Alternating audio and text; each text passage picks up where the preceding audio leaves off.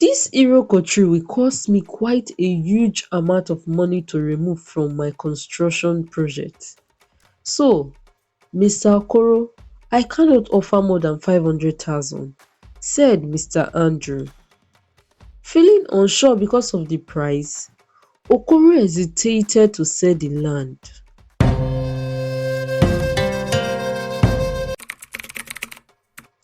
A long time ago, in the land of Okon, there lived a poor farmer named Okoro.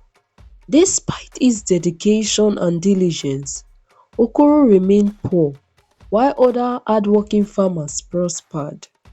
One day, Okoro got into an argument with his wife Ojo, who believed that selling their farm and starting a different business would bring them wealth.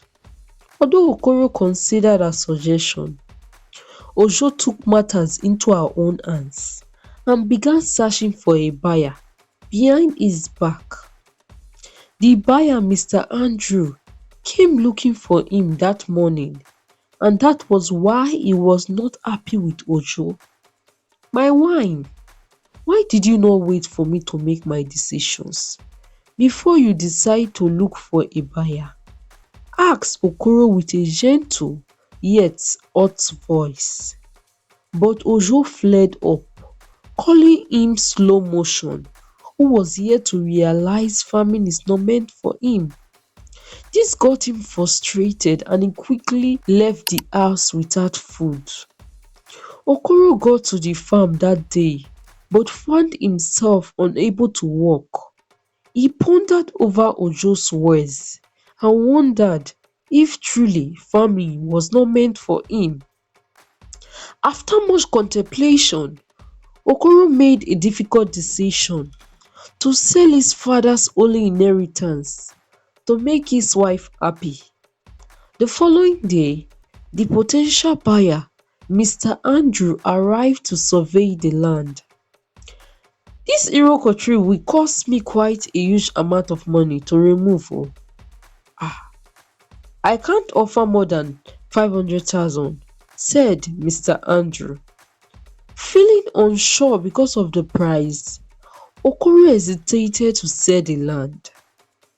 But Ojo, however, demanded that he sell the land and start a business that would bring them wealth and change their status forever.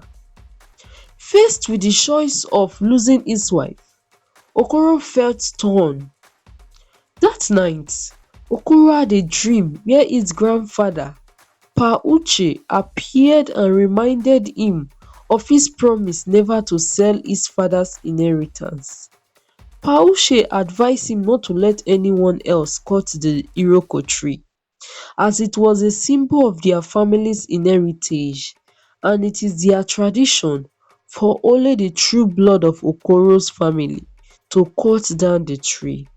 Sweating from his dream, Okoro woke up and contemplated his options. The buyer returned the next day, curious about Okoro's decision. Okoro told him he would personally cut down the Iroko tree and renegotiate the price of the land. When Ojo overheard this, she expressed her disappointment, accusing Okoro of embracing poverty. She packed her belongings and left, promising to return only when Okoro finished cutting the tree and had the land ready to sell. Okoro was devastated by the consequences of his actions. He felt the weight of his wife's absence as he had grown accustomed to her presence. He visited Ojo's parents to beg for her return, but they banished him, disapproving of their marriage. Days turned into weeks, and weeks turned into months, but Ojo never returned. Meanwhile, a kind-hearted farmer's daughter named Akugo started helping Okoro by providing food when he returned from the farm. One day, Ojo visited Okoro on the farm to assess his progress with the Iroko tree. Seeing that the tree still stood, she mocked Okoro for supposedly finding a new wife as poor as him.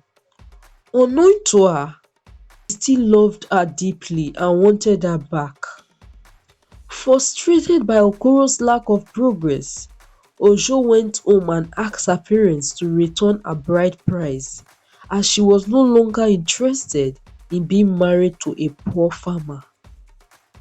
Ojo's parents gladly returned the bride price that evening, as they were never in support of Ojo and Okoro's union.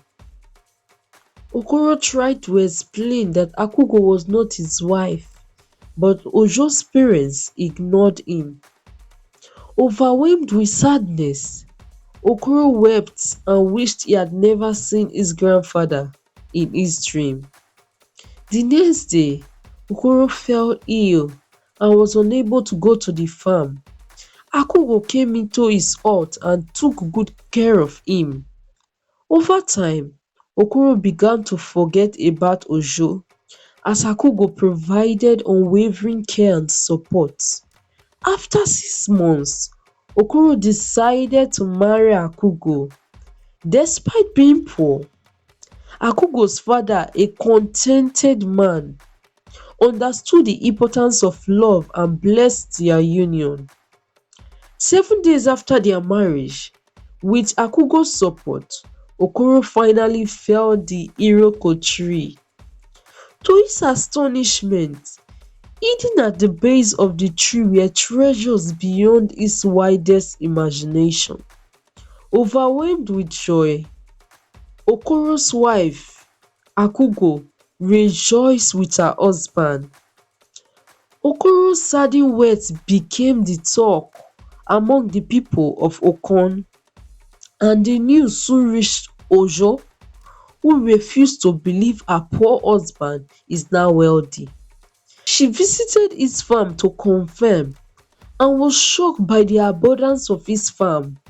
She could not comprehend how her husband could become rich overnight without selling the land. Confused and intrigued, Ojo questioned Okoro about the source of his sudden wealth, but instead, Okoro introduced Akugo, who was pregnant with his child, as the love and support of his life. Unable to find words, Ojo got up and left in shame, regretting her decision to leave a good man who truly loved and cared for her because he was just a poor farmer. Moral lesson. The moral lesson of today is a popular idiom that says, "The patient dog eats the fattest bone." And I know being patient is not easy, right?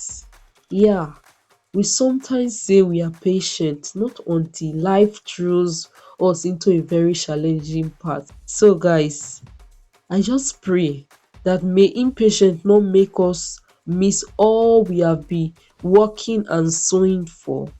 Amen. Thank you so much, guys, for watching to this point. Please do not forget to like, leave a comment if you enjoyed this story, and guys, turn on that notification bell, share this video to your friends. Let's push African story forward. Thank you. See you in the next story. Bye.